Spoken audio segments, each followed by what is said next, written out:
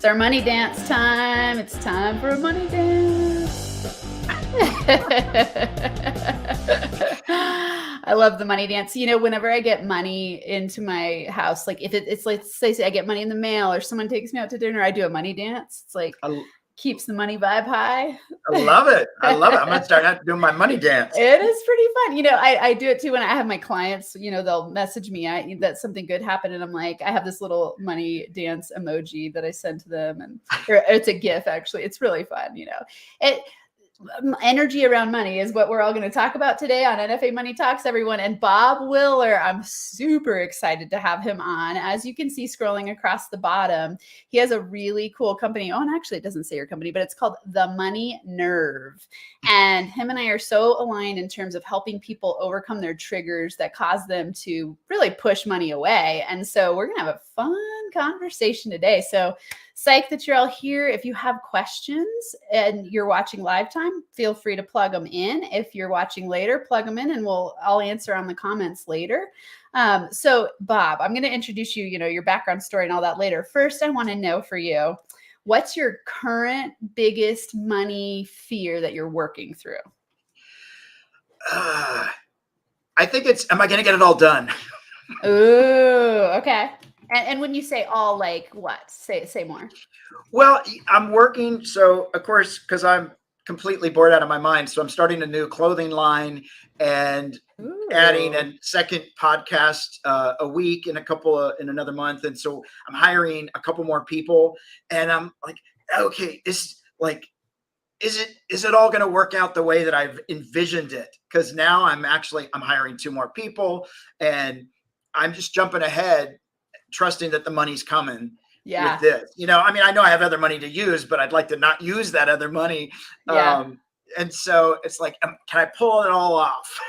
Yeah, that's a good one. And that I'm sure that everyone who watches this will resonate with. It's like, it doesn't matter what stage of the game you're in business, there's a lot to do. And there's always these new levels of like, okay, now at first it's like, oh, I've got to figure out my branding and my website. And oh, do I do social media? What kind of social media? Then as you grow, it's that scaling differences now, adding on even extra income, extra streams of income, let's say. Yeah, absolutely. Wow. So you're doing, what's the clothing brand about? So it's about heroes in the world needing more heroes.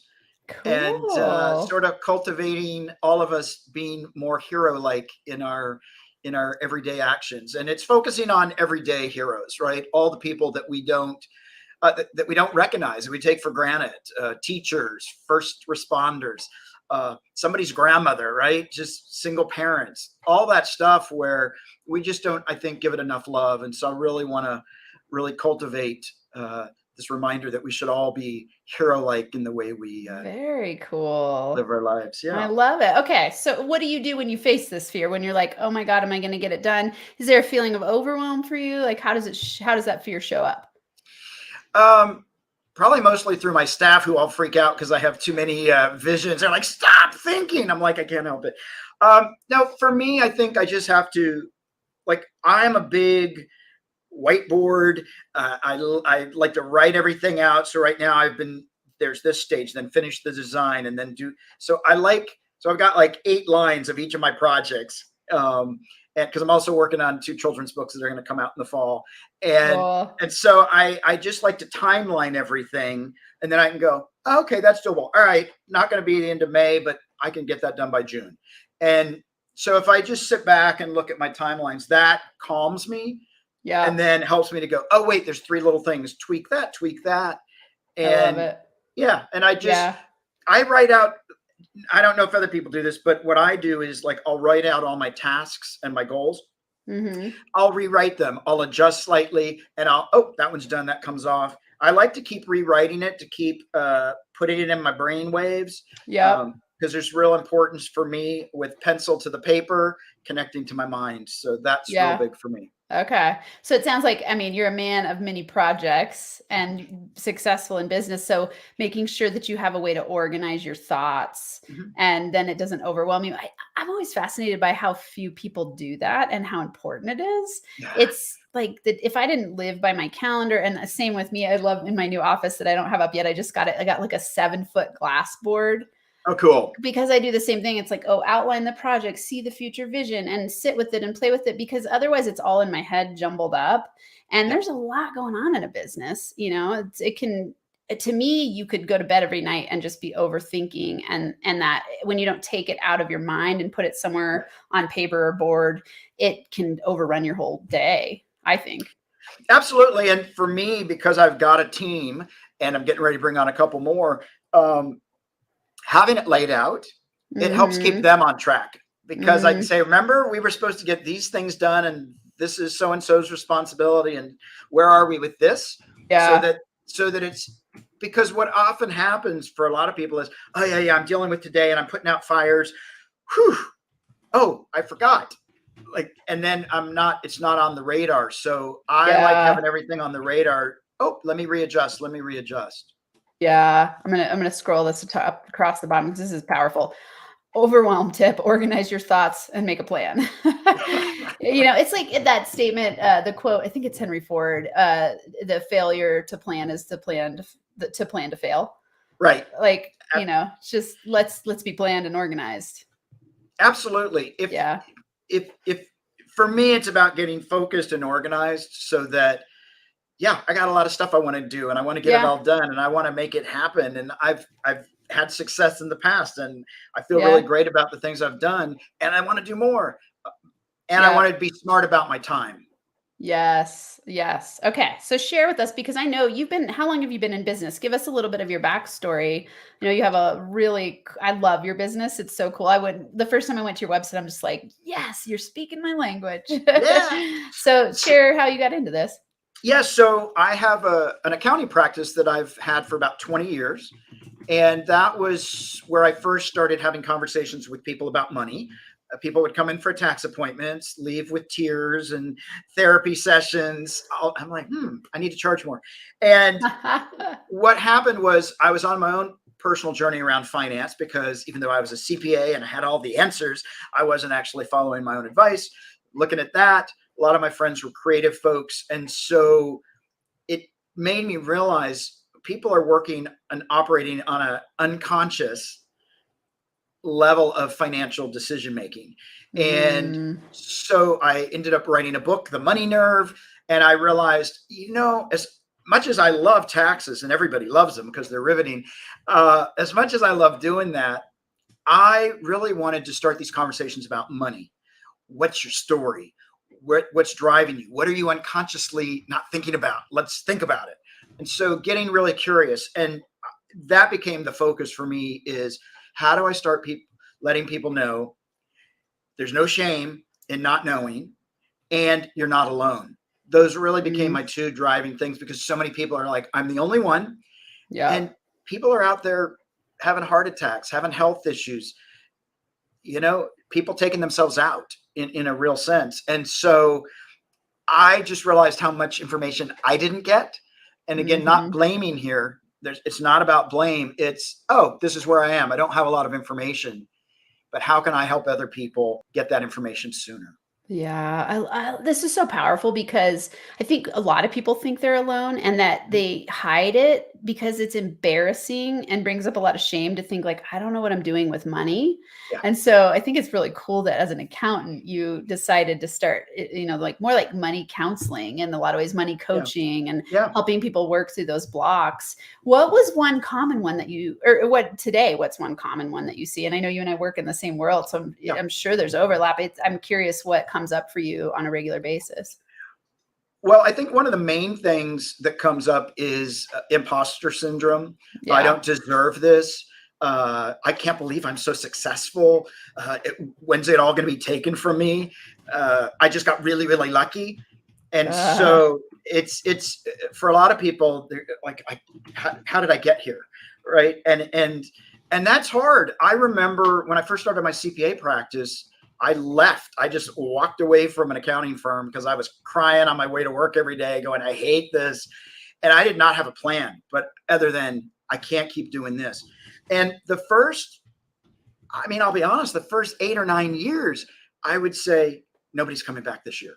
And then I would get another 100 clients. I'm like, nobody's coming back this year. Then I'd get another 200. Like my practice grew pretty That's quickly. amazing. Yeah. And I still kept waiting for nobody to show up. Then I had to start planning, went, I think I'm good. Like, I think I'm helping people. But in my own mind, like, who am I? I grew up in this small town. I'm not that bright. Okay, I went to a good college and I've gotten lucky on a few things. But I had that same thing. Like, who am I? These people are listening to me. But I had a lot of education. I have a lot of experience. And I discounted a lot of that. Yeah, man. It's amazing because I get to work with entrepreneurs of all different kinds and business owners of all different kinds and hear from them. And, it's like a couple weeks ago, I had my daughter on who's brand new in business and she, hers was that. It's like, who am I? Well, people think I'm a professional. She's young, starting business, but I love to hear that when what age were you when you started your business? I was probably 35.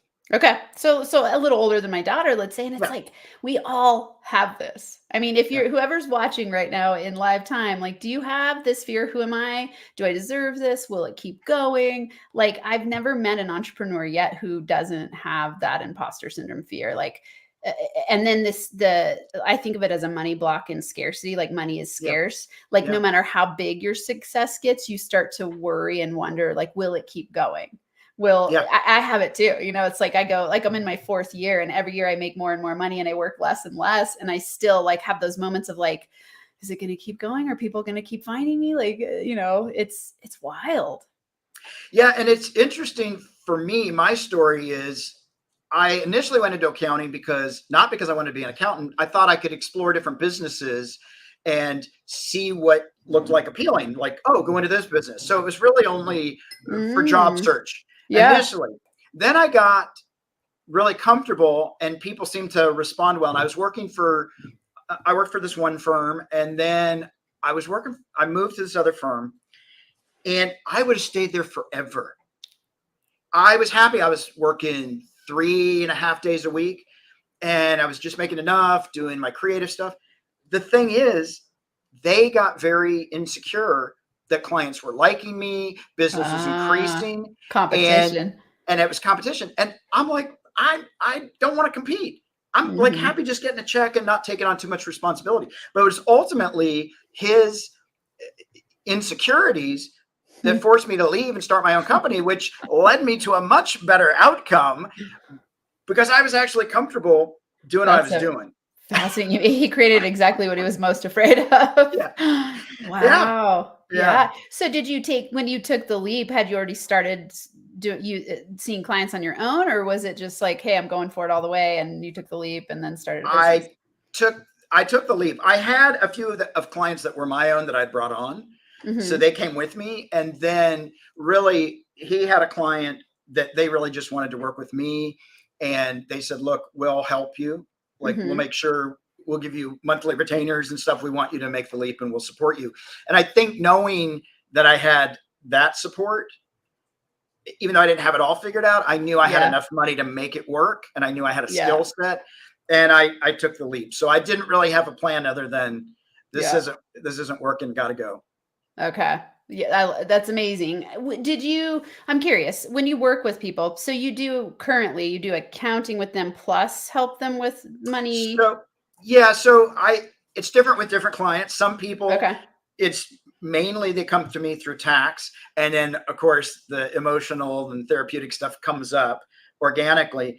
And then I have other people that come to me specifically because of my background. They want help with the accounting and stuff, but they felt judged by their other CPA. They felt shamed and they wanted a safe space. And that's a bigger part for them is I'm not able to get past my self-sabotage. I'm not able to budget. And so when they come in, we're coming from that component. And then consequently, I do their taxes. Yeah. Wow. Very cool business. I mean, it's so powerful because it's fascinating to think like we would bring our money to an accountant and have shame. So it's like hiding certain behaviors and then you never get to change and bring it to the conscious level so that you can have a different financial future. Yeah. Well, I've been amazed at some people that have come to me and said, well, my old CPA yelled at me all the time.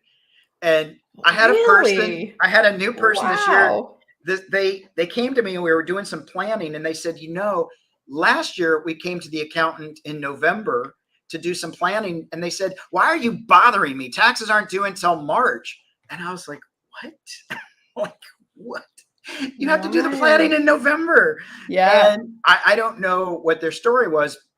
And I know there's a lot of people frustrated where they feel ashamed or beaten down by their That's CPA. amazing. Wow. Yeah.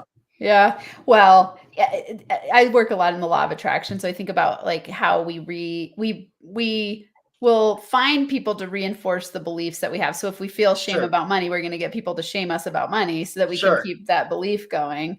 Gotta keep it.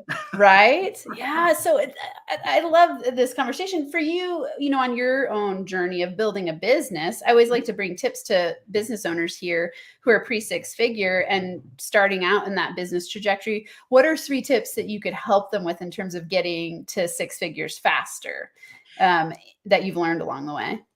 I would say first thing is set benchmark goals. Okay. So I'm going to make 300,000 this year. I'm going to do 200 in sales, whatever it is, give it real tangible numbers. And for me, it's not like I'm going to be a millionaire in 3 days, right? I like something I can hold on to. So I think that's really important to set the goals and actually have benchmarks. And so I did that. I'm going to get to 500,000. I'm going to get to 1 million, each of those things. The other thing is to stay disciplined. Even when you don't want to get up and do the workout, even when you don't want to go through the checking account and looking at spending, do it. Stay disciplined, stay focused. Okay. And when you say stay disciplined, you're talking like all areas, not just money, but disciplined in your daily actions for showing up for your business. Yeah. So if I say, I want to get this thing off the ground, it doesn't mean, I'm going to go to Europe for 4 months and then I'm going to, no, like give it the love and the attention. Like at a certain point, it will gain traction and you don't need to be there. But in those early stages, give it the love. Like if this is your passion, if this is your baby, give it everything and fully commit and stay disciplined. Don't tell yourself, today I'm going to sleep in. Oh, I'm not going to make those phone calls. I'm not going to follow up with that lead. Yeah. Stick to the plan. Stay disciplined. The third thing I would say is be fearless. Go for it.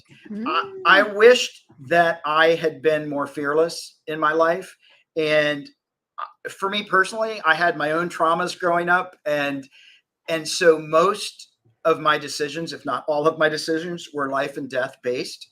So if I step out of my comfort zone, it will kill me. If I stand up and I'm seen, this will kill me. If I say the wrong thing, this will kill me. And eventually I was able to get support and did my own personal work where I was able to say, oh, I didn't die. Oh, I could do more of it. Oh, I didn't die.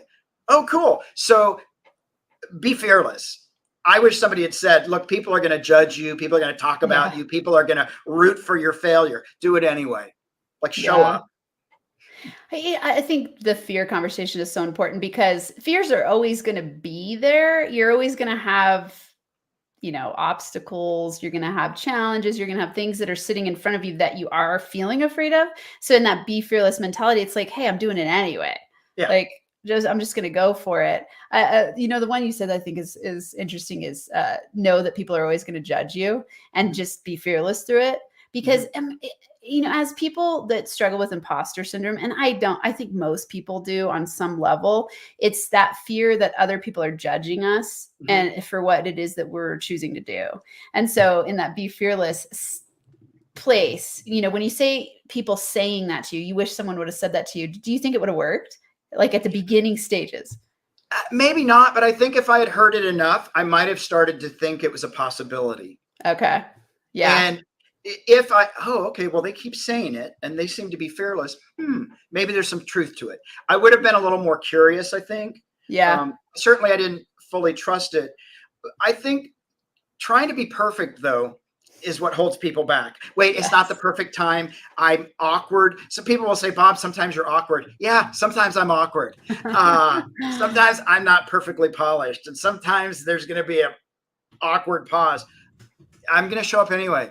And I'm going to just, warts and all, this is it. It's not perfect. Yeah. God, perfectionism. I mean, how do you think perfectionism shows up for people managing their money? Because this is a big one. I see this with imposter syndrome. Like perfectionism is one of those symptoms of imposter syndrome where you go, the website's got to be perfect.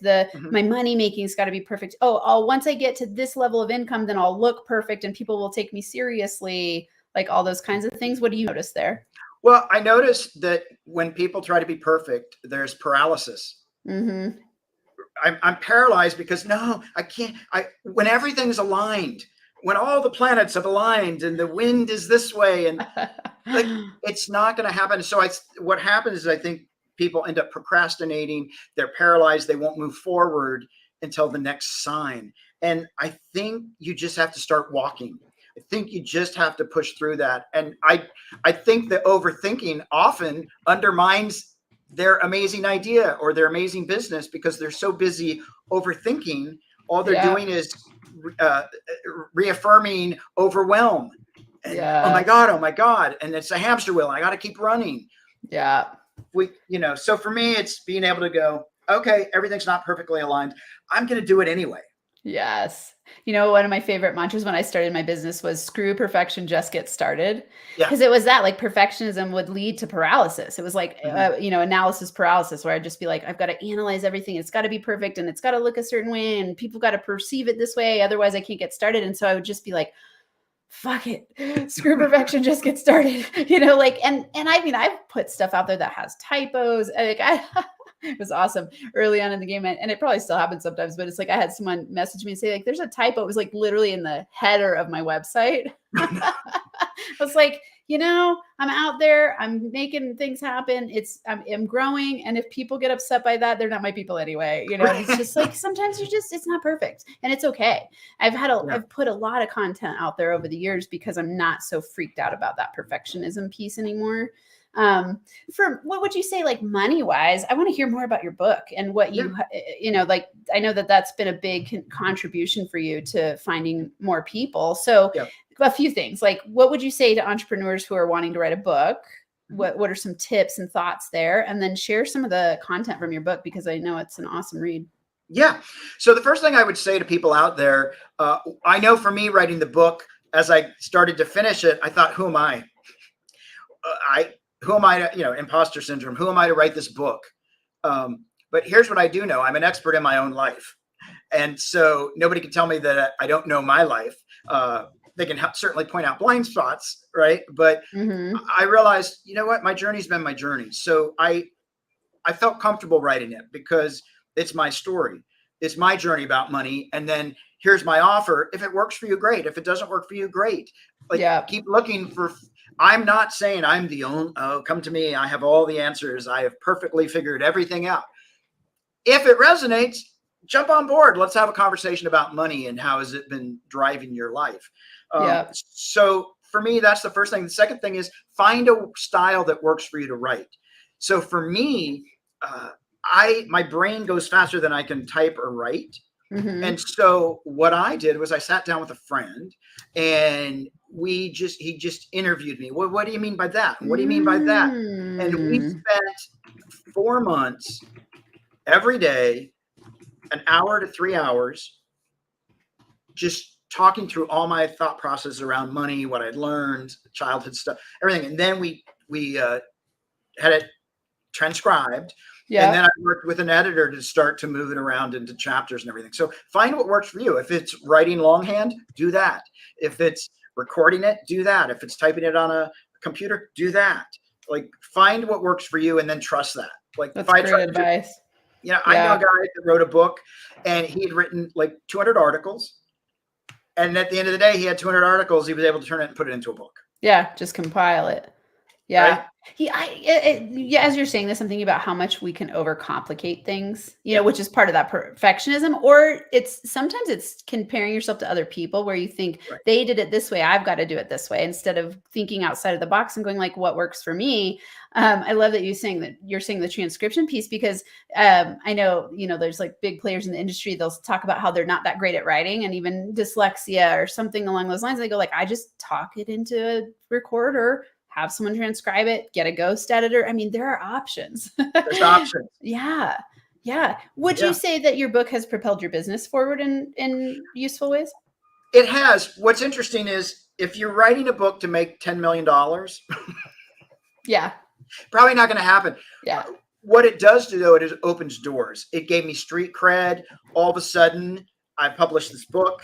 It resonated with people. All of a sudden, this guy might know something. And I don't like to think of myself as an expert. I like to think of myself as somebody with some experience, right? Hmm. To offer you what worked versus listen to me. I know everything. Hey, here's some stuff. It's really cool. I discovered this about myself. Maybe you'll just, and I've discovered this with other people.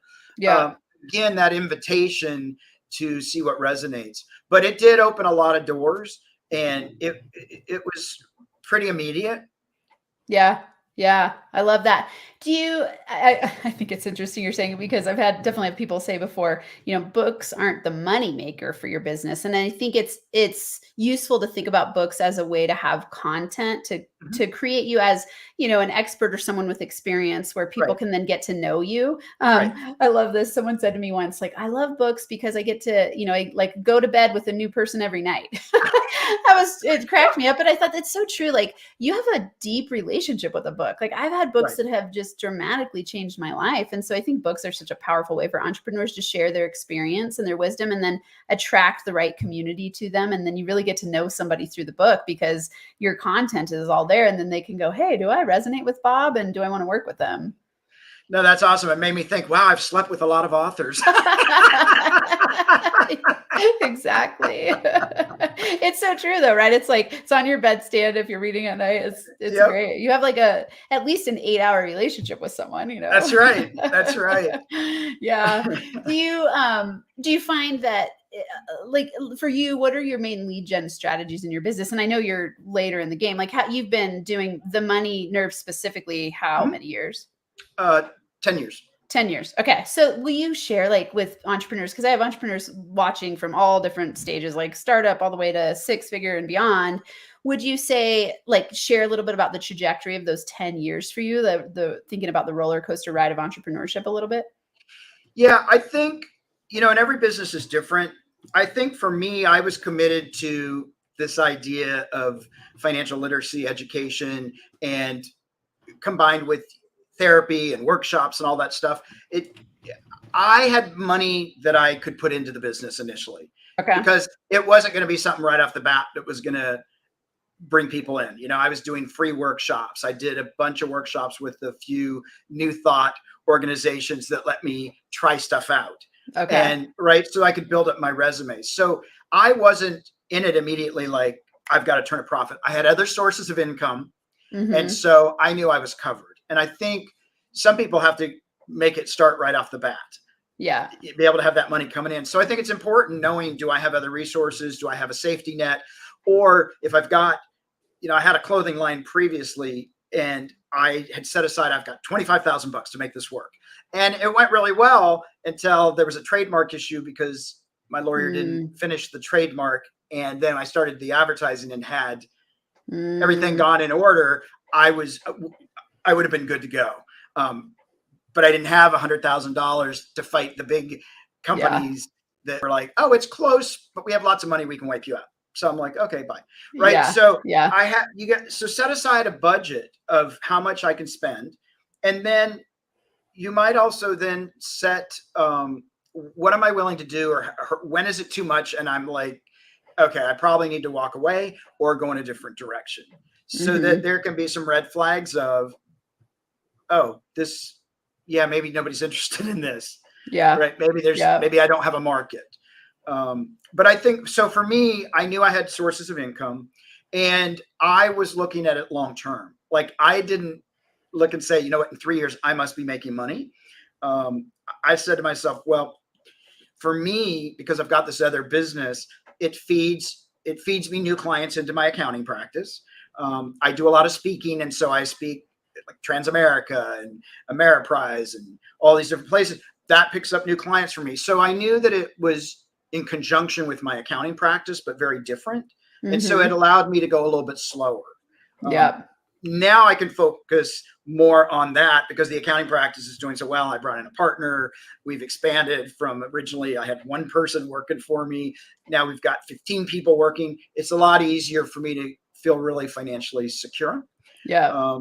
And so now the focus has just been on the money nerve, doing the workshops. Pandemic sort of threw things off a little bit. Couldn't be in person. You were doing a lot of in-person workshops. Doing in-person workshops, doing speaking events and all that. So I'm ready to get back out there. Yeah, I can tell you're a guy who would love to speak in person. I so much more. I can see and feel the energy of the room. Yeah. You can just be so much more in the moment. Yeah. So I'm excited about that. But that threw me because I didn't like doing Zoom. And yeah, I mean, Zoom is great. And I loved being able to connect with people all around the world. Yeah. Just for this stuff, the money nerve, it's all about embodiment. So I want to get people moving. I want to have people experiential things happening. Yeah. I want like to get into the meat of it so people can say, ooh, I feel it. I feel it. Well, will you talk? This is a cool topic. Will you talk about first for people who don't know what embodiment means? Like, share a little bit about what it looks like to experience the embodiment shifts in embodiment in relationship to money. Absolutely. So embodiment is it's in our bodies, and so the money nerve is the fact that it's physically in us. You know, if I bounce my check or I get declined with my credit card, I physically feel like my concave, my body sinks, right? Shame comes in and I feel it. But on a positive, if I win a lottery ticket and I get $100, I'm so excited. Or I find $5 on the ground, my body, you feel the euphoric experience. And so we embody stuff around money, whether it's shame or joy.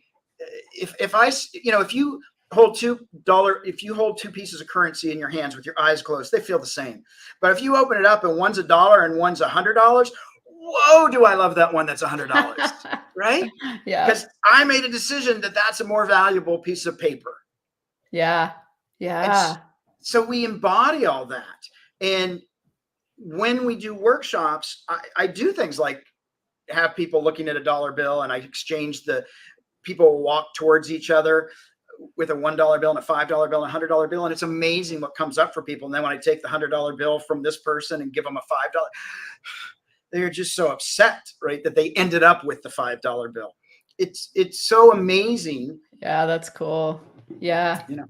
So will you share one strategy or tip that you use to shift embodied energy around money? Shift embodied energy that's, let's say, negative around money and that's keeping people stuck. So one of the things I do in a workshop is I love to take people into a quiet meditation, right? And money is beautiful and all these great things. And people are like, yeah.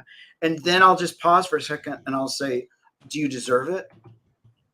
Say it again. Do you what? Do you deserve it?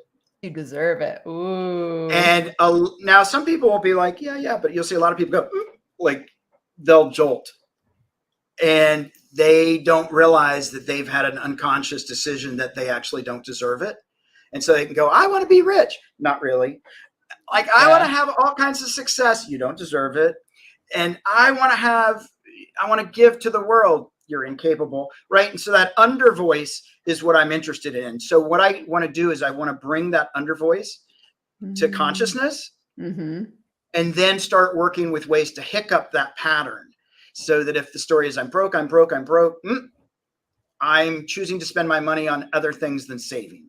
I'm choosing to spend my money frivolously or whatever it might be, but to start to bring in a grain of truth to that story so we can then anchor it and move it into reality.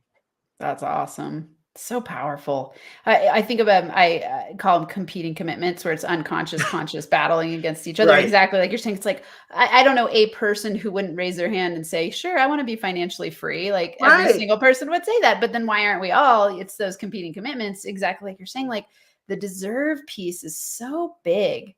Well, I'm curious your take because you've gotten to work with so many different types of people. What causes us to not think we deserve money? Well, a lot of this stuff happens as a kid. either we were shamed as a kid for asking for something. Oh, you think, money grows on trees. You think you can just have whatever you want, whenever you want it? You're greedy. You're so selfish. You're greedy. I know when I was a kid, I was fascinated with money. And so it was sort of a joke. Oh, Bob, all he thinks about is money. Yeah. Well, I also bleed and I also have emotions, but that was what was put on me. Me is, oh, you're just driven by money. And so that must mean you can't have a heart. You can't have compassion. You can't have empathy. Right. So a lot of when I talk to people, I say, who wants to be rich? I do. We all want to be rich. What do you think of rich people? Rich people suck. Rich people are evil. Okay, great. And there's a laundry list of all the bad things about being rich. Well, I don't want to be that. Yeah. Right. And I'm probably not the exception to the rule. So all rich people are evil, instead of there's a lot of amazing, wealthy people that do great work in the world, that pay it forward, that are compassionate, that are kind, that like want to be of value, be of service. And so I think when we can start to break down those stereotypes or those things we've put on it, then we can start to say, wow, does my story serve me? So if I take it back to accounting, cost benefit analysis, what's it costing me to stay in the story? What's the benefit? I get to be comfortable. I don't get to be judged. I don't have to work too hard. But the cost, I'm giving up my soul, my passion. I'm giving up all these dreams that I have because it's more comfortable to just stay where I am. Yeah, man. It is amazing, isn't it? Unconscious beliefs, how we can so powerfully want something and then be getting a completely different result because of those unconscious beliefs. And I love that you used the word story, and you said it earlier, and it's in your book, I'm sure, is breaking down money stories. And where did we get these beliefs? And are they serving me? Do I choose to keep running from this story? And, it's like, man, it's powerful driving forces. I love to work with people on money because it's one of those tangible ways to see people's unconscious belief systems. Yeah. Because it brings up the deserving piece, the abundance piece, the, am I worthy? Am I enough? Do I have what it takes? Am I allowing myself to enjoy the money? Because even, there's people who are mega wealthy who are stressed to hell and don't enjoy the money. Right. And so it's like having fun with money is my goal for people. And I know it's yours too. Yeah. Like playing with it, enjoying it, smiling about it, and seeing the energy of money shift so that you can choose however you want to live your lifestyle. Absolutely. And I love all the fun stuff, but one piece I want to talk about that I think goes in conjunction with it is blame. Because and so one of the things when I work with people, we talk about it. My parents didn't teach me this. My sister or my brother got a better break than I did. They were treated better, right? So we can have all this blame. Yeah. The thing is, and I do this exercise where we just blame away. We blame everybody. The real question is, what do I get to avoid feeling by blaming other people, right? I don't have to feel my disappointment. I don't have to feel my sadness, whatever that is. I don't get, I don't have to feel any of that because it's their fault. You did this. And so I can feel good about knowing that it wasn't my fault. Man, that's a good, powerful question. I said what to. Let's change that real quick. Sometimes typing and talking at the same time is challenging. Yeah, you're doing it. It's amazing. I can't do it. Okay, there we go. What do I get to avoid feeling by blaming other people? Yeah. To me, that is like the NFA radical responsibility question. So I always talk about NFA, no fucking around money, being about radical responsibility. And when you blame other people, you lose all your power. Yeah. And you're right. Like we go like, oh, I was born in the wrong body. I was born at the wrong time. I'm too old. I'm too fat. I'm too this. I'm too that, and then a lot of it goes back to our parents, blaming our parents. And that's a powerful question. So everyone here, ask yourself that question. And especially if you're watching this now, put in the comments, like, what am I avoiding feeling by blaming other people? Am I blaming other people? Like, just be honest with yourself. This is the starting point of recognition to raise your conscious awareness so that you can start to choose a different financial reality and to start to step into empowerment. I'm so curious, when you ask people that, what do I get to avoid feeling by blaming other people? I bet there's some serious shifts. That's Yeah. amazing workshop practice, because that Yeah. synergy that gets created in the workshop, people Mhm. sharing that, is very powerful. Yeah. And sadness comes up. I bet. Yeah. It's like, it's palatable. It's just the grief Yeah. for years of like, yeah. Oh my God, I'm going to have to take on some responsibility. I'm going to be accountable. Yeah. I don't Yeah. but with the group, you like, hey, we got you. We can hold you. Like, Yeah. you're actually going to get through this. It's intense. It's intense. Yeah. Yeah. Radical responsibility is both, people see it as like the greatest gift, because all of a sudden you have power and control of your reality. But then it's also like, oh my God, now they turn the blame on themselves at Mhm. first, where Yeah. it's like, oh wait, I'm responsible for my reality. It's so much easier to blame you for it. Right. Yeah. Yeah. Well, Yeah. and so for me, the piece there is, right, if I want to start to turn and blame myself on all these things that I've done, no, let's get curious. Yeah. Let's get really curious. Wow, isn't that interesting? Wow, I'm really curious why I like to keep doing that. I'm really curious what I benefit from this, right? The cost Yes. benefit. And isn't that, I seem to love to do this pattern. As soon as I get this far, I take myself out. Wow, isn't that interesting? So if we can find things interesting and curious Yeah. instead of, you're so stupid. No, wow, why do I do this? Yeah. Right? Mm. It's like being a detective of yourself, Yeah, self-discovery. So yeah, then you get to be empowered yeah, consciously. yeah. We do a Yeah. lot of excavating. We do a That's lot of awesome. excavating. So cool. I want to go to one of your workshops. That sounds fun. um, okay. So many great things. So, of course, I always like to ask a book that you would recommend, and we're going to recommend yours Okay. because I think everyone here could benefit from reading it. So, will you share, like, 2 to 3 tips that you give in your book that people can walk away with? Well, the first tip and the first question you have to ask yourself, am I willing to be uncomfortable, and am I willing to do the work? Okay. And because if you're not willing to do the work and be uncomfortable, probably not going to go well. Yeah. We got to be willing to step into the fire. I say, face your shit.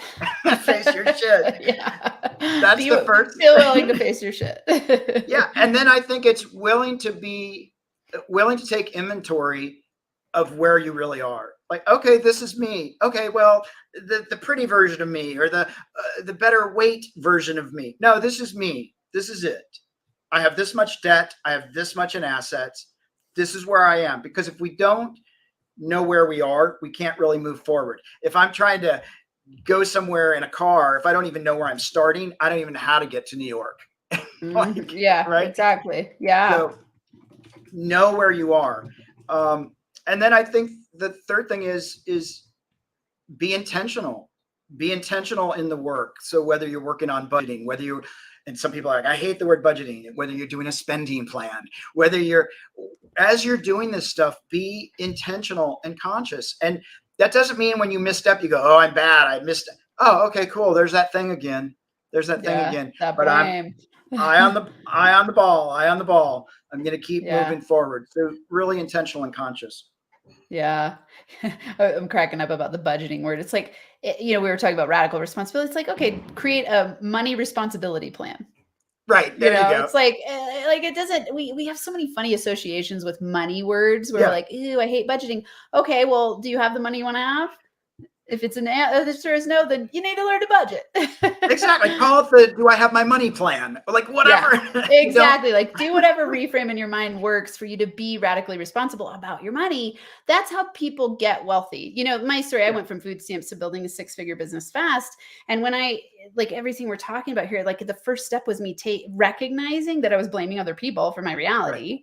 And going like, oh, it's me. I'm the center of my reality. I got to learn everything I can about money. And, books like yours, shows like this, like I just started saturating my brain with everything I possibly could. And I was like, oh, money making is a skill that you can learn. So Absolutely. Everybody here, get Bob's book, keep plugging into our NFA Money Talks, because these conversations are what is going to help you gain conscious awareness about your money blocks so that you can start to overcome them. And then I would imagine you feel this way, but it's like you have a magic wand to create whatever amount of money you choose to create, and you just go forward.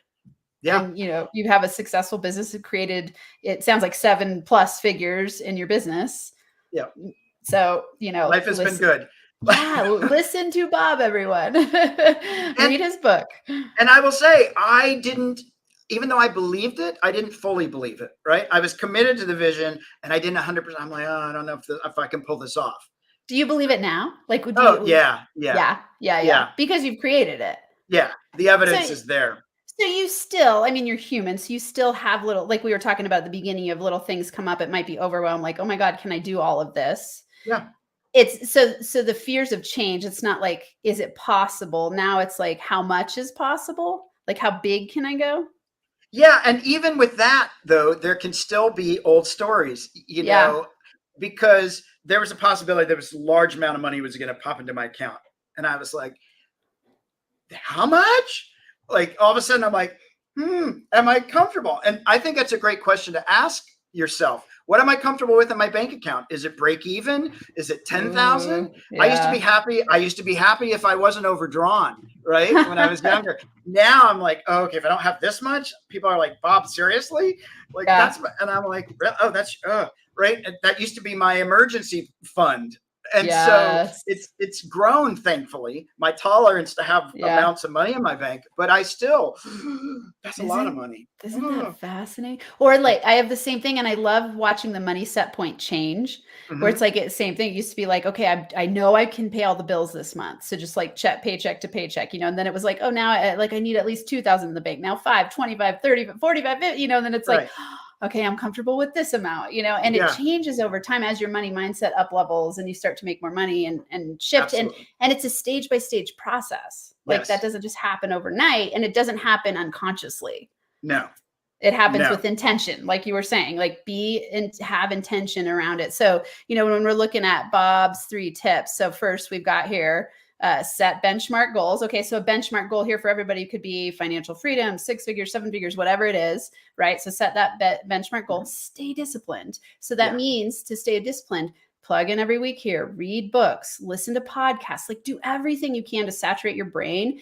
And if you're an entrepreneur, which most likely you are, because that's who I target to, think about what's the discipline it takes to be a successful entrepreneur. Bob has lots of years in business, multiple 7 figures, awesome earner, incredible, prolific, written books, helps lots of people, runs workshops around the country. Maybe, I don't know if you run them globally, like awesome. A couple outside. Yeah. Right. So disciplined, that's discipline, right? Yeah. And then be fearless. Be fearless, around all those things. Face your shit, face your money blocks, start to take steps in the direction, use that mantra, screw perfection, just get started. This has been an awesome conversation. Thanks so much for all the tips.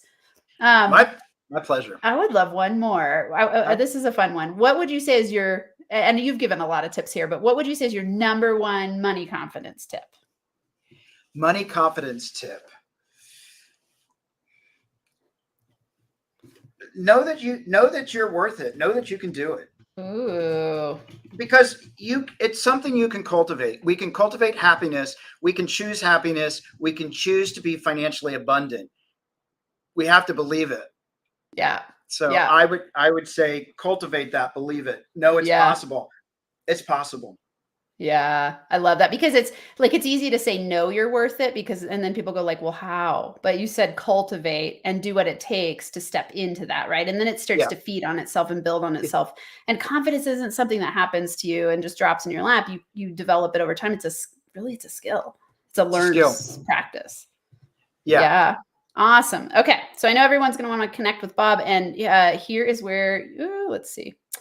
I got to find the right things here. There we go. No, that's not what we want. Like that. We're going to change this so he can talk about it. Tell us the favorite places you love to hang out and where everyone can find you. The moneynerve.com is best place to find me. We've got a Facebook group and all kinds of stuff, but you can find all that information there.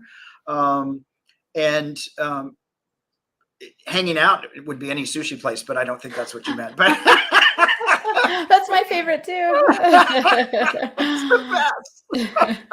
Awesome. Okay, so everyone go buy Bob's book. Check him out on the moneynerve.com. It's been amazing to have him here. And then all of you know where to find me. Go to NFAmoneyformula.com and you'll get a whole bunch of free, awesome resources, plus other things that you can plug into. And I show up here every week for you. Last week I had to cancel. My wood floors in my new house weren't finished over the weekend, and they were like banging away. I'm like, well, I can't do it. A live is not going to work in this situation. So usually I'm here every week. And if you have questions in the comments, leave them for us. We love to share our wealth of knowledge. Obviously, we're both here doing this for free as a service for you to help you learn and grow and become financially empowered. So leave us some comments. And then, of course, watch the video. If you're watching this not live time, there's going to be a video in the corner to go to next to watch other NFA Money Talks. And is there anything else we want to close with? Let's say favorite quote, and then we'll close it up. See your future, be your future. Ooh, see your future, be your future. Awesome. Thanks for coming on, Bob. And thanks everyone for being here. And until next time, NFA Money Making High Fives. Bye, everyone.